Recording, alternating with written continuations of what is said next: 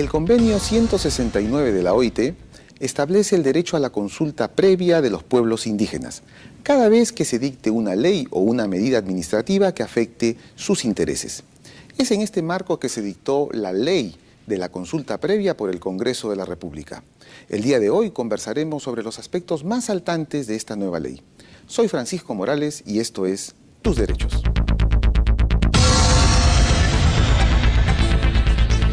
La ley recién aprobada, ¿no?, en el Congreso.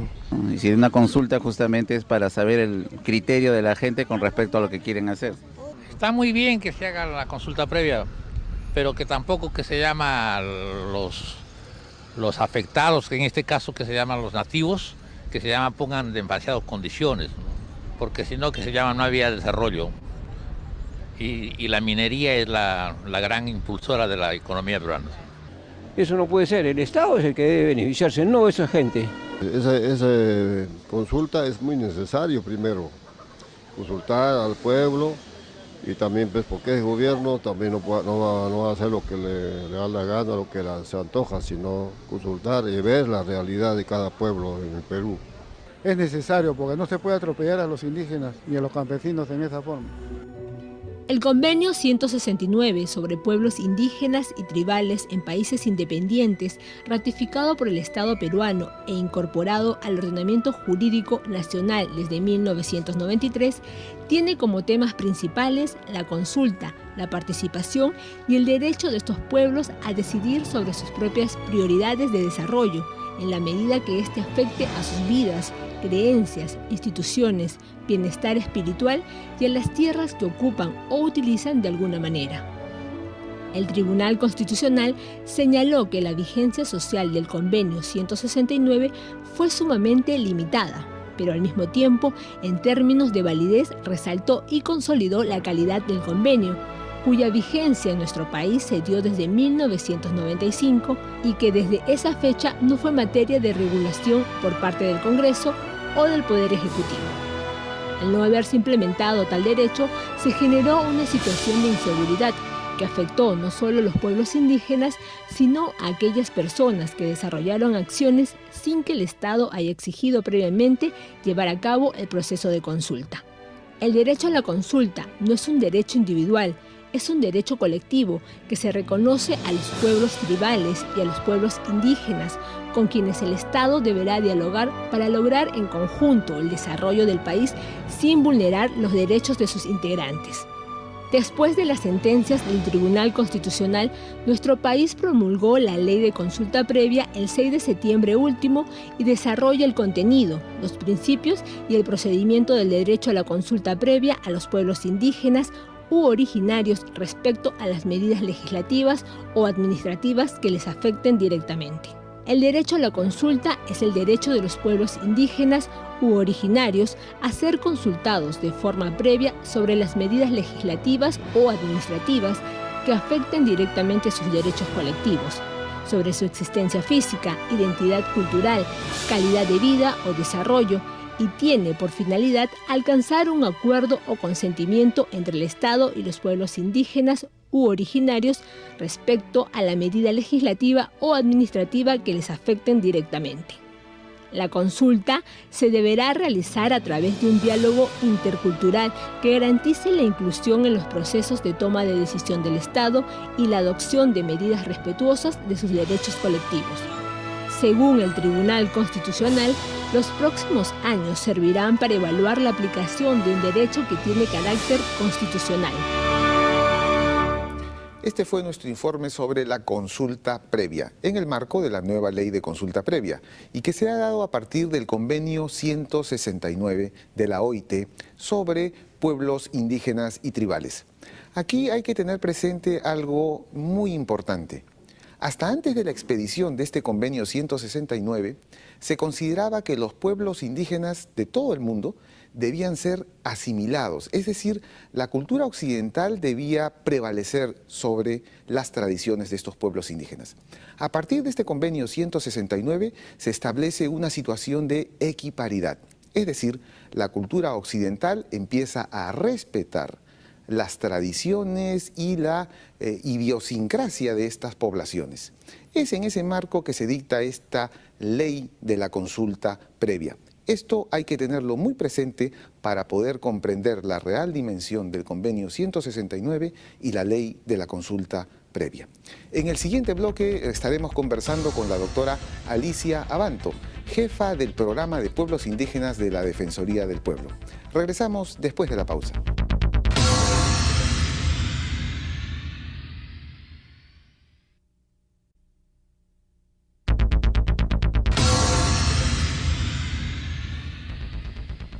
Bien amigos, ya nos encontramos con la doctora Alicia Abanto, jefa del programa de pueblos indígenas de la Defensoría del Pueblo. Bienvenida al programa, doctora. Muchas gracias. Bueno, doctora, se ha dictado ya la ley de la consulta previa, ¿no? Esta ley tan importante para los pueblos indígenas. ¿Qué cosa es la consulta? Bueno, la consulta es un derecho de los pueblos indígenas y consiste en que antes de que el Estado tome una decisión, ya sea una medida legislativa o una medida administrativa, pueda convocar a los pueblos indígenas para que puedan establecer un proceso de diálogo y en este lograr acuerdos o el consentimiento respecto de la medida que es propuesta. Este diálogo debe ser hecho de buena fe y con la intención y con el compromiso de ambas partes, la contribución de ambas partes de buscar un acuerdo antes de que el Estado tome la decisión. Es un proceso de diálogo que se debe realizar a través de las organizaciones representativas de los pueblos indígenas y busca finalmente que el Estado al momento de tomar decisiones respete los derechos de los pueblos indígenas. ¿Y por qué? ¿Por qué los pueblos indígenas tienen este derecho? ¿O es que todos los peruanos tienen este derecho a la consulta previa? Bueno, el derecho a la consulta está reconocido en el convenio 169 de la OIT que el Perú ha ratificado y que está vigente desde 1994. Nosotros, como país, al ratificar el convenio 169, como país nos hemos obligado a cumplir todos los derechos que establece el convenio. Uno de ellos es el derecho a la consulta. Hay otros derechos allí reconocidos como el del territorio, el derecho a la salud, a la educación, etc. Y este derecho a la consulta ya es un derecho exigible, es un derecho vigente desde hace más de 16 años. Pero que está solamente enfocado para los llamados pueblos indígenas o, ¿no? que en nuestro caso serán los pueblos de las comunidades nativas, los quechuas, los aymaras y toda la variedad que existe en la Amazonía peruana. Sí, el convenio 169 es un tratado de derechos humanos que reconoce los derechos de los pueblos indígenas en todo el mundo. En el Perú existen pueblos indígenas en la Amazonía, hay más de 40 pueblos indígenas.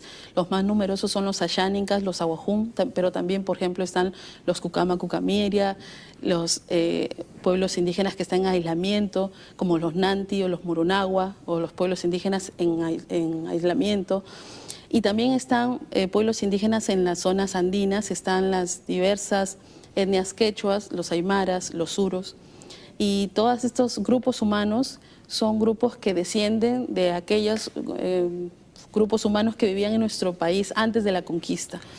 La consulta es previa a la expedición de alguna ley que se refiere a los intereses o no de los pueblos indígenas, o también relacionada con proyectos de inversión, ¿no? Si es que les afectan a sus territorios o, en fin, una serie de cuestiones relativas, ¿no? Así funciona. ¿Cuál es este procedimiento y qué principios informan esta consulta previa? Para ponerlo en ejemplos, la consulta se refiere a medidas legislativas. Por ejemplo, un proyecto de ley sobre la justicia indígena tendría que ser consultado a los pueblos indígenas. O, por ejemplo, una medida normativa, el reglamento de la ley de consulta, al ser una medida normativa que afecta directamente a los pueblos indígenas, también tendría que ser consultado. Esos son dos ejemplos de medidas legislativas o medidas normativas. Y a nivel de medidas administrativas, por ejemplo, la aprobación de un estudio de impacto ambiental sobre un proyecto que va a estar en las tierras de los pueblos indígenas, esta sería una medida administrativa susceptible de afectar directamente a la población que está en el ámbito de influencia de un proyecto determinado. En este caso, la medida administrativa, que es la evaluación de un estudio de impacto ambiental, por ejemplo, tendría que ser sometida a un proceso de consulta. Eso implica tener en cuenta la diferencia que hay entre la consulta y también la etapa de participación, porque el derecho a la consulta es un derecho con sus propias particularidades y es distinto al derecho a la participación.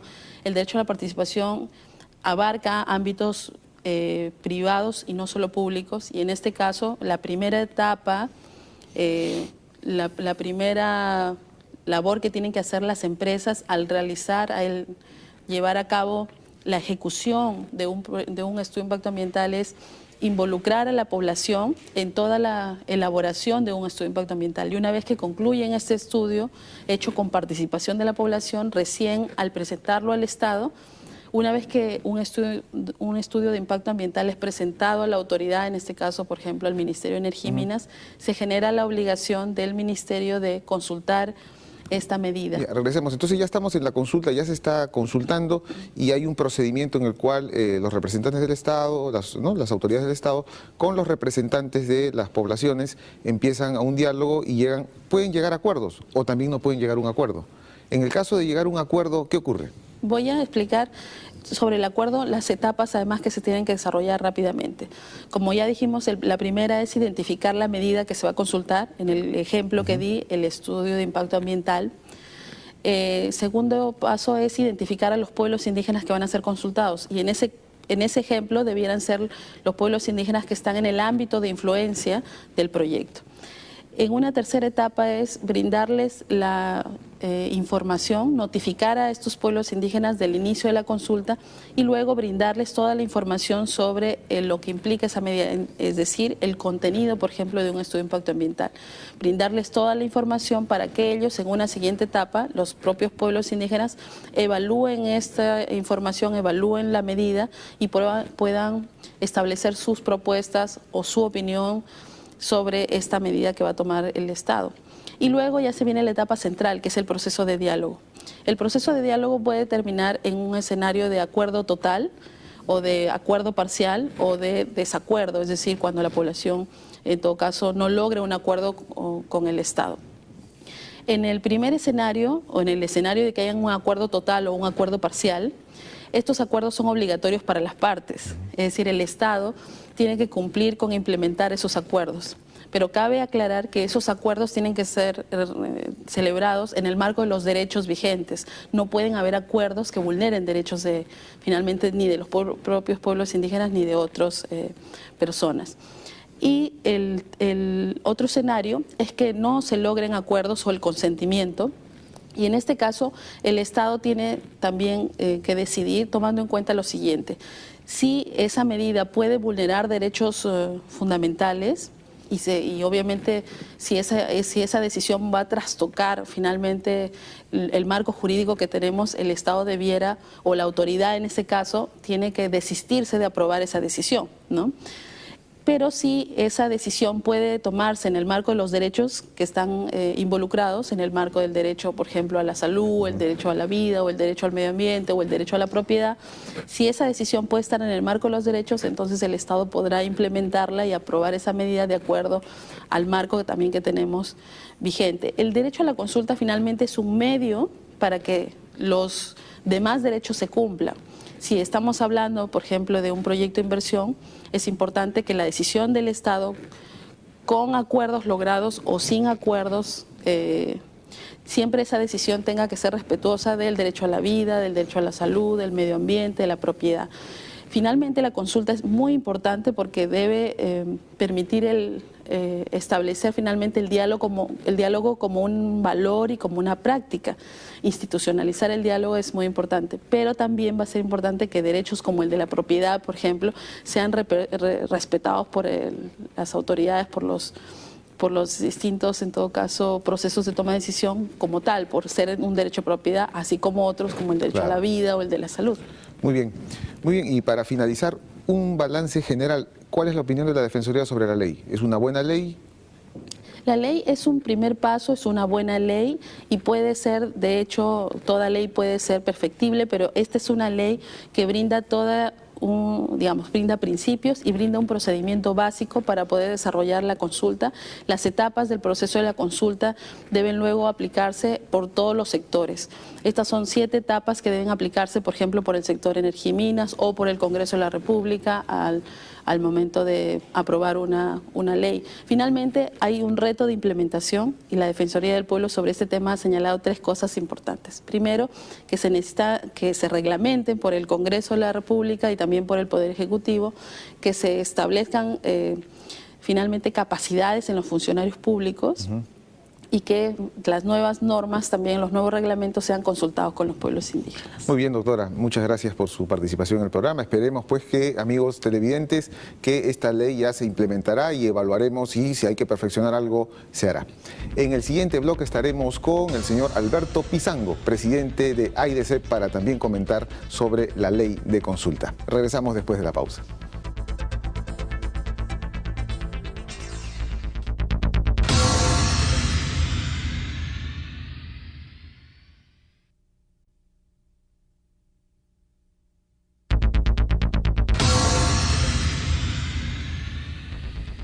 Bien, amigos, nos encontramos ya con el señor Alberto Pizango, presidente de AIDESEP. Bienvenido al programa. Muchas gracias. Bueno, de plano, una valoración general de esta ley de la consulta previa. ¿Qué opinión tienen ustedes sobre esta ley? Bueno, la ley marco de consulta para nosotros los pueblos indígenas es un gran avance. En ese ámbito queremos darle esta valoración. Nosotros ya nos hemos pronunciado, hemos dicho de que esta ley marco de consulta, pues después de casi 16 años de inaplicabilidad del convenio 169 por parte del Estado peruano, ahora con el presidente Ollanta que ya acaba de promulgarla, entonces para nosotros es un gran avance y creo que esta ley es perfectible. Y estamos muy llanos a seguir apoyando inclusive la reglamentación de esto en estos próximos 90 días que se tiene. Usted como representante de las poblaciones amazónicas, ¿por qué es importante la consulta previa para los pueblos amazónicos? Bueno, es importante, creo que porque se trata de derechos humanos. El derecho a la vida, el derecho a vivir con dignidad en esos espacios que los pueblos han vivido y seguirán viviendo. Por eso es importante esta ley. Además, la ley marco de consulta, que es prácticamente la aplicación del convenio 169, y el convenio 169 es una ley de rango constitucional. Y es una ley especial para pueblos indígenas. Entonces, esto es importante. Por eso es de que creo que estamos dando un gran paso y yo creo que el gobierno peruano actual, comandante Ollanta Humala, ha hecho posible o ha escuchado y está queriendo viabilizar el verdadero derecho y la propuesta que tienen los pueblos de la aplicación de una verdadera democracia. ¿Hay algún sector de la población que puede entender cómo que las poblaciones amazónicas se oponen al desarrollo, a la inversión en la Amazonía, por ejemplo, básicamente es petróleo en los temas forestales, ¿no? Y no sé si de alguna manera en la minería, pero hay esa impresión como que el derecho a la consulta retardaría las inversiones. ¿Cómo enfocan ustedes esta perspectiva? Ahí es un poco que tengo que hacer enfático en este punto. Siempre a los pueblos indígenas nos han considerado como los obstaculizadores del desarrollo. O sea, que tenemos que entender, hay dos visiones de desarrollo, de entender el desarrollo. Una propuesta de desarrollo económico que plantea desde la sociedad de industria, o si se quiere decir desde la sociedad empresarial, y otra visión de desarrollo armónico que plantean los pueblos indígenas originarios del país en el Perú, específicamente de los Andes, la Amazonía. Entonces, hay estas dos visiones. Los pueblos indígenas no es de que estemos en contra del desarrollo, sino estamos en contra de las malas acciones que se han desarrollado hasta ahora. O sea, este desarrollo económico que plantea los inversionistas, que mata la vida frente al desarrollo armónico que plantean los pueblos. Queremos el verdadero desarrollo armónico, pero esto implica con respeto y no que más bien prime el desarrollo económico, que prime la economía monetaria frente a la vida de los seres humanos. A la vida de las poblaciones en sus territorios. O sea, de los seres humanos en su conjunto o en general, digamos, ¿no? Claro, es un discurso que también podría servir incluso para la propia sociedad que no está considerada como población indígena, ¿no? Sí, exactamente. O sea, por eso digo, es más que todo abarca el respeto a la vida, el respeto a los derechos a una vida digna. Pero en este caso no hay una ideología detrás. Ustedes no se adscriben a ninguna corriente de las típicas del siglo XX, ¿no? Socialismo, comunismo, no. Ustedes tienen otra visión distinta. Sí, o sea, eso también muy bien lo has enfocado, doctor. Lo que pasa es de que este tema se ha satanizado. O sea, la izquierda, la derecha, o igual, o sea, cualesquiera de las cosas, de las dos tendencias, si se quiere decir política, dónde están los pueblos o de cómo se sataniza esto, diría, por decir, de que ahora se tiene al grupo en la década del 80, 90, Sendero Luminoso, que mucho daño ha hecho al país, ¿no? Después en la década de los 90 el MRTA, donde los pueblos indígenas no tenían ni lo uno ni lo otro. Claro. Entonces se encontraban en dos posiciones, o sea, dentro de dos parámetros. Por un lado entraban los subversivos y salían los subversivos, entraban los militares, igual a crear zozobra. Digamos, han sido víctimas. Han sido víctimas y ahora nosotros pues no estamos de ninguno de estas posiciones extremistas, sino más bien estamos diciendo que nosotros nos situamos en el legítimo derecho a ejercer la defensa de los derechos humanos. AIDESEP, que es una de las organizaciones más antiguas de representación de las poblaciones amazónicas, ¿qué ejemplos hay donde se haya podido conseguir un acuerdo en materia de inversiones? ¿Existen consultas o rondas previas en las cuales ustedes como representantes hayan podido poner de acuerdo con inversionistas para desarrollar algún proyecto de inversión en materia petrolera o forestal? A decirte verdad de que no existe ningún ejemplo o emblemático, digamos, de esto de que se haya llegado, justamente porque se ha satanizado, se ha tergiversado el verdadero diálogo a partir del convenio 169, por decir. ¿Por qué digo a partir del convenio 169? No, la no aplicabilidad del convenio 169. Entonces, ahí han ido minimizando y violando cada día los derechos de los peruanos, porque somos peruanos y yo quiero decir esto porque cuando decimos de que te defendemos Perú, porque te queremos, porque te amamos, y eso es lo que los pueblos están diciendo ahora, queremos realmente encontrar ese respeto, esa fórmula de donde exista voluntad política y muy buena fe y un diálogo sincero, pues, ¿no?, para llegar a acuerdos y que realmente pues se dé el verdadero desarrollo. ¿Qué expectativas tienen en relación a los acuerdos que se puedan dar en materia de esta ley de la consulta previa? Allí yo creo que lo que hay que hacer es, en el proceso de reglamentación que nosotros estamos proponiendo, queremos tenerle a todos para que no se demore, como dicen, o sea, Si la inversión es importante, no debe parar el crecimiento económico, no debe parar, sí, pues no debe parar.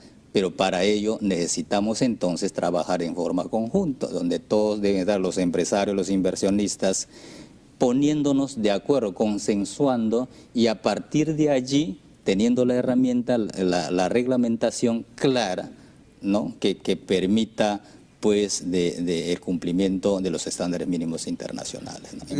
Cambiando un poquito de tema rápido, brevemente, ¿hay algunas exigencias en materia de salud, educación, que también los pueblos indígenas quieren que a raíz del derecho a la consulta las inversiones también contribuyan de algún modo a esto, ¿no? Me parece interesante esta exigencia. Claro, yo creo que ahí tenemos nosotros propuestas. Son 3 ejes temáticos grandes que estamos proponiendo. El derecho al territorio integral es uno, el derecho a una educación intercultural y el derecho a una salud intercultural que estamos llevando. Estamos desarrollándole. Nosotros tenemos ya 20 años de proponer o proponiendo, llevando a cabo la formación de profesionales en educación intercultural bilingüe y 2 años específicamente ya llevando la educación o la propuesta de la formación de enfermeros técnicos en salud intercultural. Bueno, entonces esperemos pues que la ley de la consulta previa se aplique y que haya de ambas partes, ¿no? un espíritu que permita un diálogo y que se lleguen a acuerdos. Yo creo que eso es el espíritu que los pueblos sienten ahora. Yo estuve ahora con la Defensoría del Pueblo, con el defensor del pueblo que es el doctor Vega. Eduardo Vega. Eduardo Vega. Yo le he dicho de que ahora estamos en un escenario muy diferente. Creo que estamos las instituciones como de las organizaciones indígenas y del Estado peruano enlazándonos y conociéndonos y un diálogo mejor, digamos, para podernos entender y así desarrollar los proyectos de inversión que permitan no los conflictos sociales, sino que hagan viable la paz perdurable. Muy bien, nosotros también auspiciamos que esto sea así. Todo diálogo debe ser en paz y sin ningún tipo de violencia. Muchas gracias por venir al programa, señor Pizano. Muchísimas gracias a ustedes, doctor. Bien, amigos, y nosotros continuaremos el próximo sábado, como siempre, con otro interesante tema referido a los derechos. Y ya saben, si tienen alguna consulta, alguna duda, no duden en escribirnos a nuestro correo electrónico tus-derechos@tvperú.gov.p o también a nuestro Facebook, Tus Derechos-TV Perú. Y como siempre, los sábados a las 11 de la mañana por TV Perú, mucho más que ver.